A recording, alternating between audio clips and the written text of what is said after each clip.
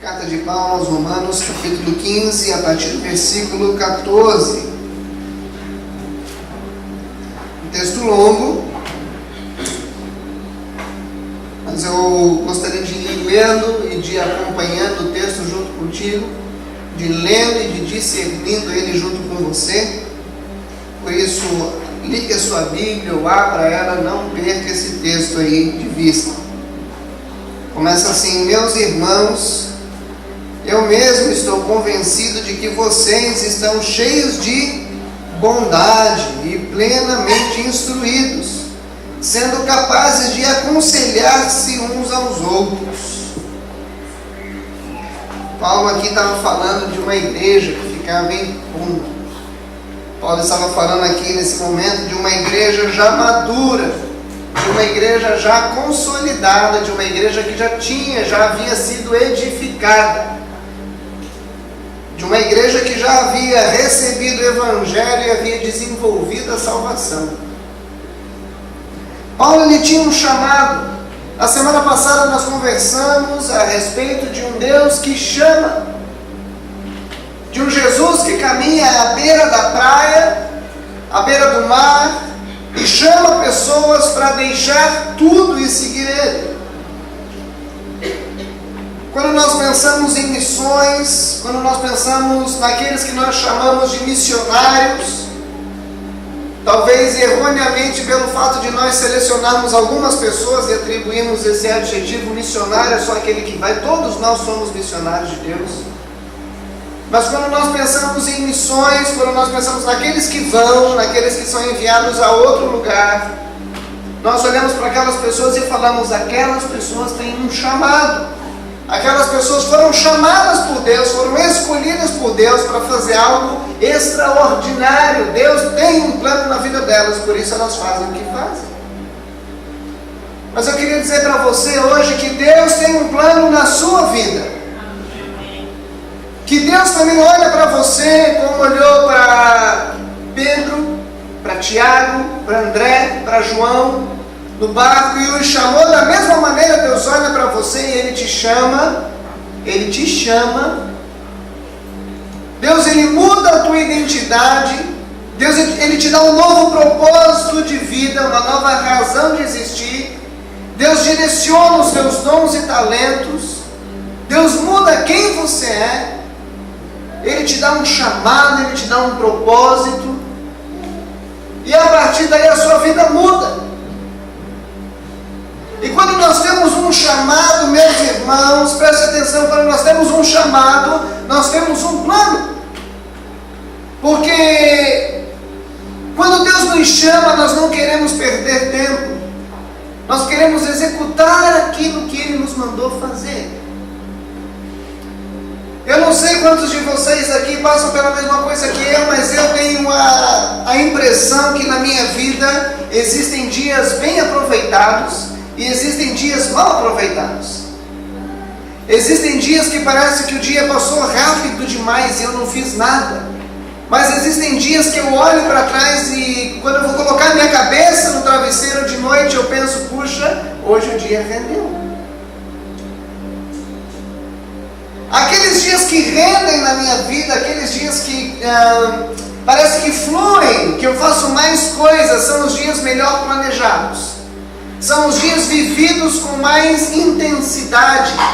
São os dias em que eu não perco tempo. São os dias em que eu não dou lugar para preguiça. São os dias em que eu executo o plano daquele dia. São os dias que eu vivo sabendo o que eu estou fazendo. Então eu cumpro as tarefas com alegria. Eu faço aquilo que eu tinha que fazer e eu percebo: puxa, hoje o dia rendeu. Em contrapartida, existem aqueles dias em que talvez não tem tanto planejamento assim. Talvez eu estou um pouco mais preguiçoso, um pouco mais perdido no tempo, sem saber para onde tirar, sem saber para onde correr, e as 24 horas continuam passando. Então parece que elas acabaram e eu penso: puxa vida, o que eu fiz no meu dia hoje? Eu não sei se vocês passam por isso, mas na minha vida é assim que funciona. Eu creio que na sua não é muito diferente, porque somos humanos. E todos nós estamos sujeitos àquilo que chamamos de tempo. O tempo passa. Por mais que no relógio nós consigamos parar o tempo, como já dizia o profeta, o tempo não para. Você não foi profeta que falou, foi um Mas é o seguinte, gente, o tempo ele não para, o tempo voa. Então fica a frase da minha mãe na cabeça, quando ela me cobrava, quando ela me colocava, filho, tu tem que estudar primeiro para depois ir brincar. Ela falava, estuda logo, faz tudo o que tu tem para fazer logo, que o tempo voa. Se tu não fizer aquilo que tu tem que fazer, tu não vai ter tempo para fazer aquilo que tu gostaria de fazer. O tempo não para. Por que eu estou falando isso? Nós somos o resultado da soma dos nossos dias. Tu consegue entender isso? Que a tua vida é o resultado de cada dia que você viveu? Se você tem vivido muitos dias, preste atenção, se você tem vivido muitos dias, que você olha para trás e fala, cara, o que eu fiz hoje? Será que a minha vida hoje valeu a pena? Se você tem vivido muitos dias sem significado, você corre o risco de ter uma vida sem significado. Se os teus dias vão passando, as horas vão passando e elas não têm sentido, se você não tem daqueles dias que você pensa, puxa, hoje, se eu morresse hoje, eu não sei se isso é possível, mas às vezes eu penso assim, cara, se eu morresse hoje, eu morria com a sensação de dever cumprido. Hoje eu fiz aquilo que eu tinha que fazer. Mas se os dias passam, se o tempo passa na tua vida, e você simplesmente vê o tempo passar, vê a hora correr, e você nada faz que dê importância, que dê sentido à sua vida, você corre um sério risco de ter uma vida sem significado. Por isso que para ter uma vida com significado é preciso ter um plano. É preciso viver dias que tenham um plano. É preciso viver horas debaixo de um plano, para que o grande plano de Deus se cumpra na tua vida. Então eu queria te perguntar, você sabe qual é o chamado de Deus para você? Você sabe qual é o plano de Deus para a sua vida? Você sabe aonde os minutos, as horas, os dias e anos que você tem precisam ser dedicados? Porque o tempo que passou, ele não volta mais. Paulo, aquele que escreveu essa carta aos Romanos, ele tinha um plano. Ele sabia exatamente para o que ele foi chamado, por quem ele foi chamado, onde ele deveria estar, com quem ele deveria conversar, o que ele deveria pregar, com quais pessoas ele deveria se relacionar. Paulo sabia exatamente qual era o plano da sua vida. Por isso que quando ele está à beira da morte, o que ele pode falar? Combati. O que mais? E?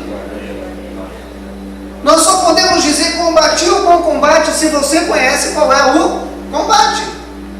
Terminei a corrida, a carreira, você só pode dizer que você terminou a corrida se você correu a corrida. Paulo sabia exatamente, nos seus últimos dias, que ele havia feito aquilo que ele deveria fazer.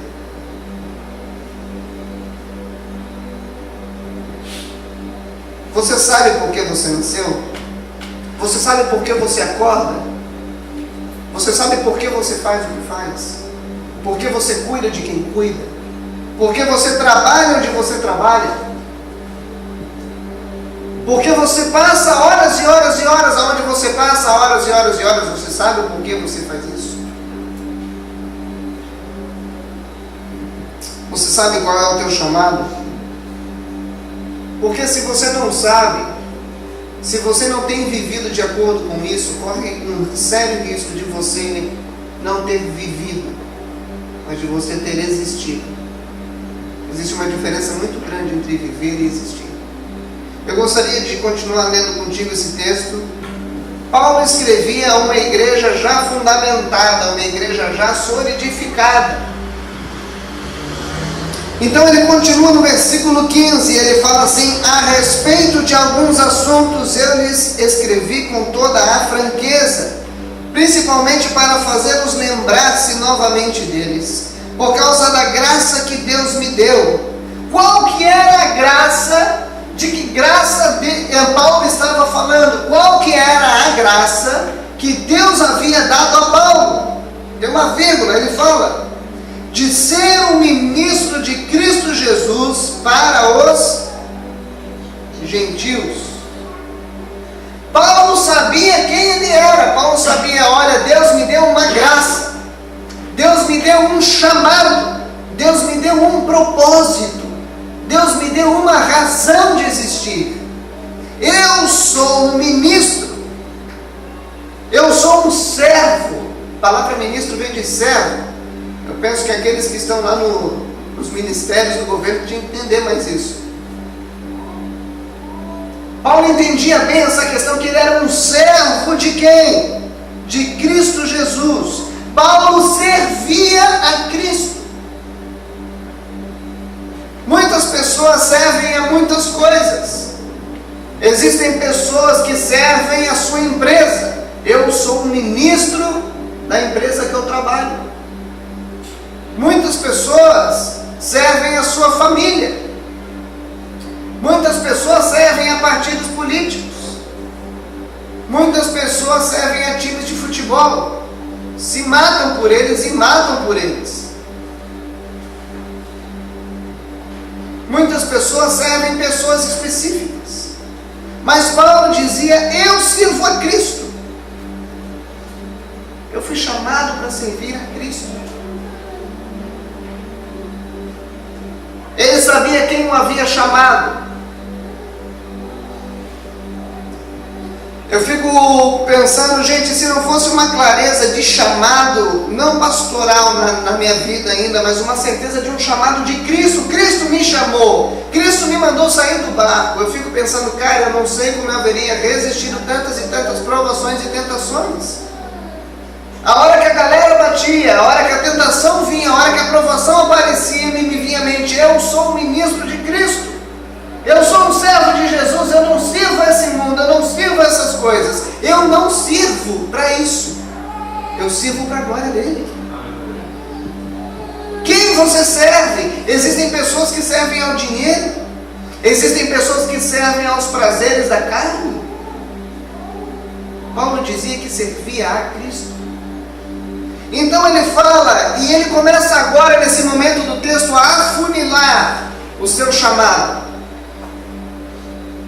Como ele servia? Ele sabia a quem ele servia? Cristo. E ele sabia como ele fazia aquilo. Ele dizia, eu sou ministro de Cristo Jesus para os gentios. Eu sou ministro para os gentios. Quem eram os gentios? Eram todos aqueles que não eram judeus. Paulo sabia que ele era um apóstolo aos gentios. Paulo sabia que o chamado ministério dele não estava entre os judeus. Paulo sabia exatamente com que, aonde ele deveria se empenhar no reino, aonde ele deveria empenhar as suas energias. Ele sabia quem o chamou e aonde ele deveria dedicar o seu tempo. E eu penso que é nessa parte também que muitos ficam confusos. O que eu devo fazer? Onde eu devo fazer? Paulo ele dizia no versículo 16, o ministro de Cristo Jesus para os gentios com o dever sacerdotal de proclamar o evangelho de Deus, para que os gentios se tornem uma oferta aceitável a Deus, santificados pelo Espírito. Olha que versículo revelador e maravilhoso. Olha que versículo profundo. Quando Paulo diz que ele era chamado para um povo específico, para os gentios e não para os judeus, ele sabia que ele tinha que apresentar aquele povo específico a Deus. Era isso que o sacerdote fazia, apresentava pessoas a Deus. O homem é o sacerdote o marido é o sacerdote do lar. Isso quer dizer que um dia o marido vai ter que apresentar a Deus os seus filhos e a sua esposa. Ele é o sacerdote, ele é aquele que apresenta. Jesus Cristo é o nosso sumo sacerdote. O que Cristo vai nos fazer diante do Pai? O que Ele faz? Ele nos apresenta. Paulo, ele falava: eu sou um sacerdote de Deus para os gentios. Ele chamou a responsabilidade para si. E ele falava: eu sou aquele que vai apresentar essas pessoas a Deus.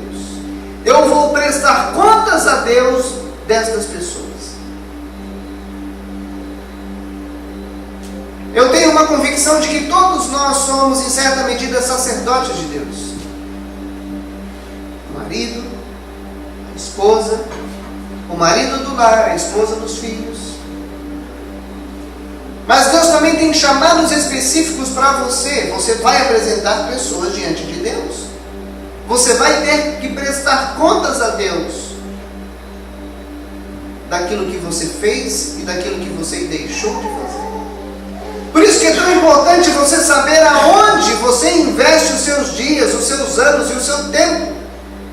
Onde você tem dedicado as suas horas.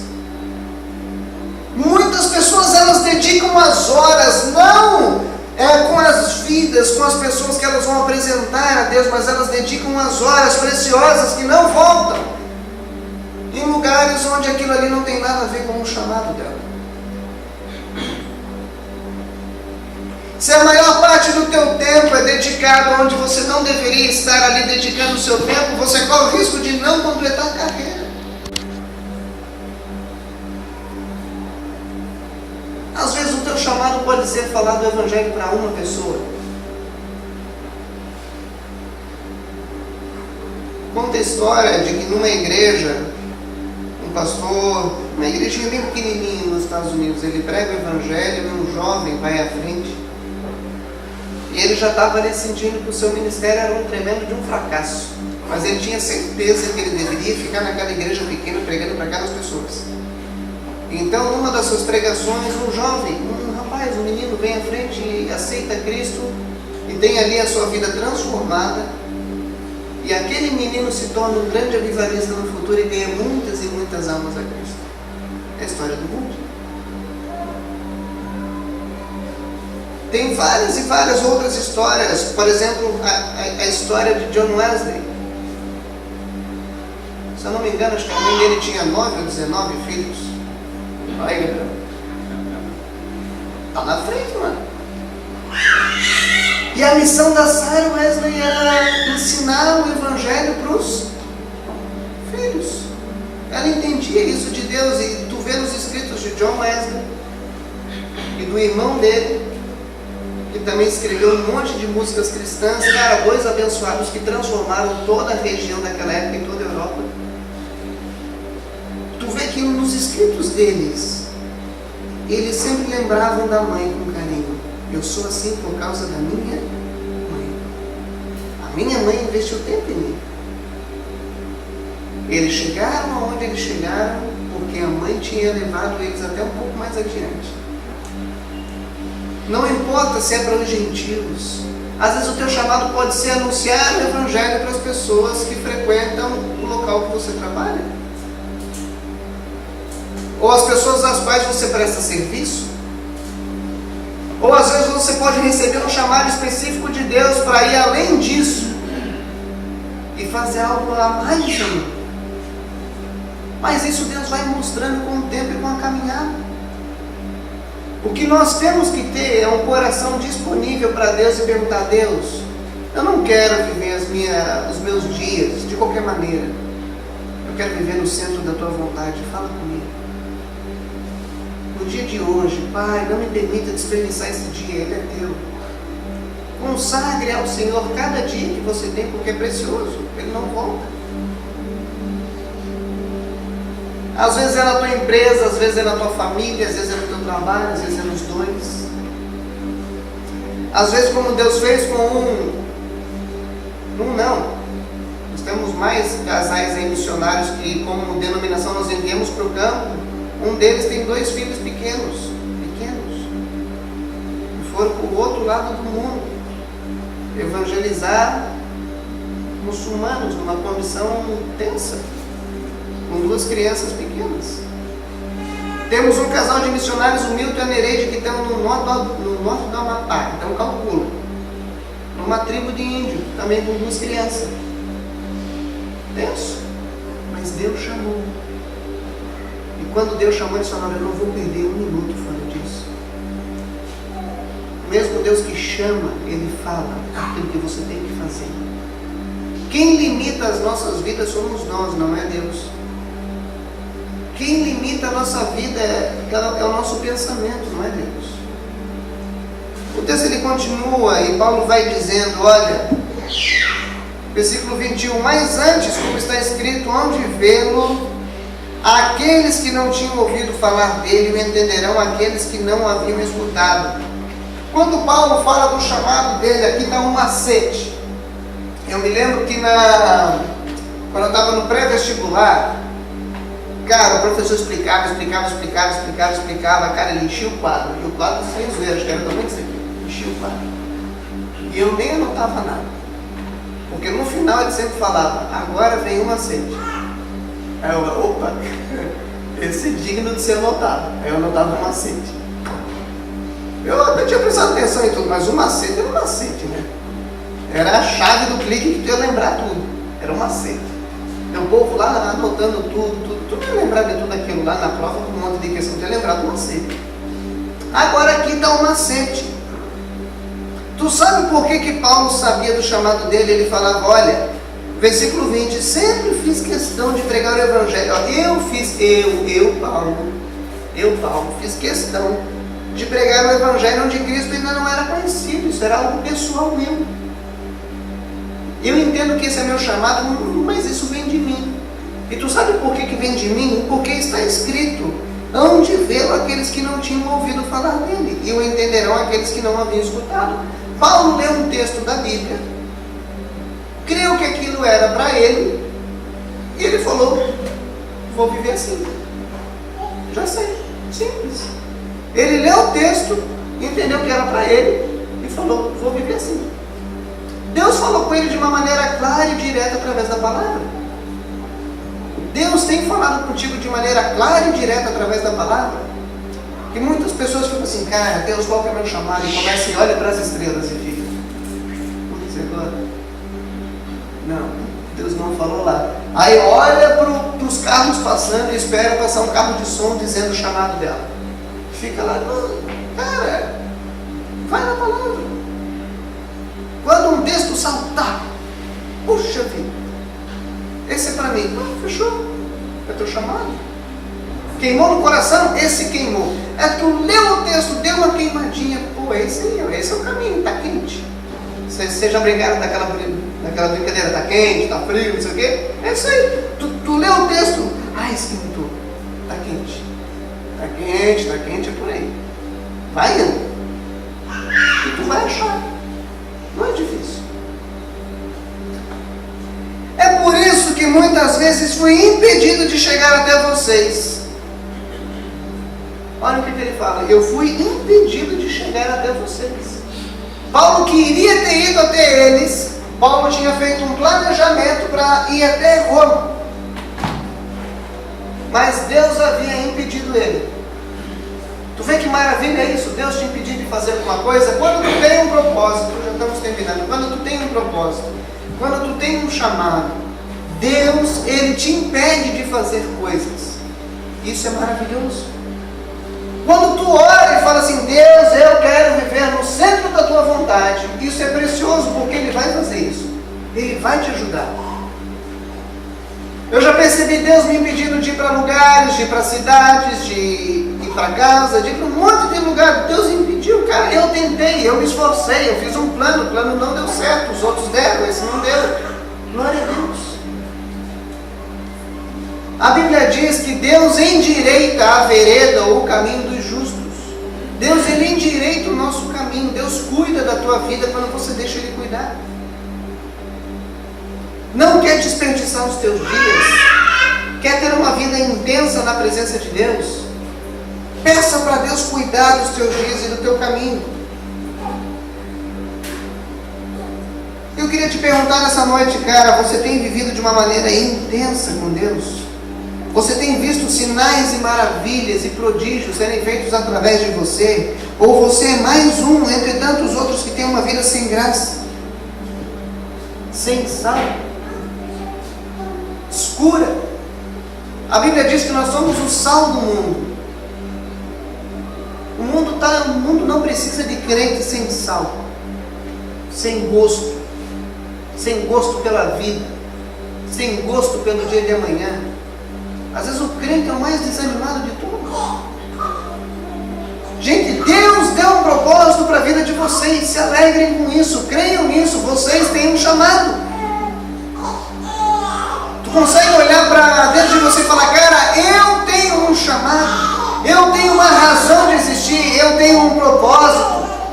Existe algo maior para a minha vida, algo que eu não imaginei, que eu não pensei, mas que Deus me chamou para fazer. Eu tenho sal, eu tenho sabor, eu levo tempero para os outros, eu tenho luz.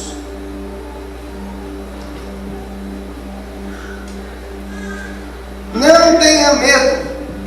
Deus quer que você esteja onde você está quando você ora dessa maneira. Deus, eu quero estar no centro da tua vontade. Uma oração simples. Quando feita de coração: Deus, eu quero estar no centro da tua vontade. Uma oração simples. Você vai estar no centro da vontade de Deus, e se tu não tiver, vai vir uma baleia te buscar. Simples. Consegue ver como que é simples? Deus, eu quero estar. E ela vai te cuspir exatamente onde você era para estar. Não desperdice os teus dias. Não viva desanimado. Não viva sem propósito, sem razão, sem motivo. Motivo é aquilo que nos move. Você é movido aqui a nada, vai viver deprimido e desanimado. Tem muita gente que é movido ao carro. Eu quero trocar de carro, aí troca o carro, tá aí. E agora tu precisa do quê? De mais um motivo. Olha que motivo besta. Não seja movido a roupa, a carro, a coisas perecíveis, a casa, a joia, corte de cabelo. Seja movido por coisas que não terminam, por coisas que vão além. Porque tu compra uma roupa, amanhã tu precisa de outra. Tu compra um carro, amanhã tem que fazer a manutenção dele, enfim, tu vai ter que trocar ele. Tu constrói uma casa, um dia tu vai ter que reformar. E tudo vai indo. Mas existem coisas que Deus nos chama para fazer que são mais elevadas do que isso. São maiores do que isso. Com propósitos mais altos do que isso. Creia que Deus tem um chamado para a tua vida. Creia que você foi chamado por Deus para, como um sacerdote, apresentar a Deus pessoas que são uma oferta digna. Fala: Deus, está aqui. É pouco, mas está aqui. É um, é dois. Não sabe ainda qual é o teu chamado? Comece olhando pela tua família. Você que é casado, sabe a tua esposa? Está aí o teu primeiro. Sabe os teus filhos? Está aí o segundo. É teu chamado, é ali que tem que passar a maior parte do tempo investindo. Você que faz parte de uma igreja, é o teu terceiro. Investir na vida das pessoas que estão aqui. Ah, mas e meu profissional? Isso é sustento. Agora, se o teu chamado também é para o mundo profissional, amém. Mas não é para sustento, é para vidas. Foque nas vidas que estão lá. Nas pessoas que Deus tem confiado a você. Cuide delas como Davi cuidava das ovelhinhas pequenas, onde ninguém via. Porque no final das contas, a única coisa que nós vamos levar para a eternidade são as pessoas. O resto tudo fica. Sem haver um plano, se você não tem um plano, não tem um chamado, os nossos sonhos terminam. O desgosto chega. Tu olha para tua casa e fala: não tenho mais prazer nela. Tu Tu olha para a tua vida e fala, não tenho mais prazer nela. Eu olhava para o meu avô de 80 anos e via prazer nele de viver. Crente. Eu olhava para minha bisavó de 90, acho que não fez muita diferença nos 10 anos, meu avô morreu com alegria de viver.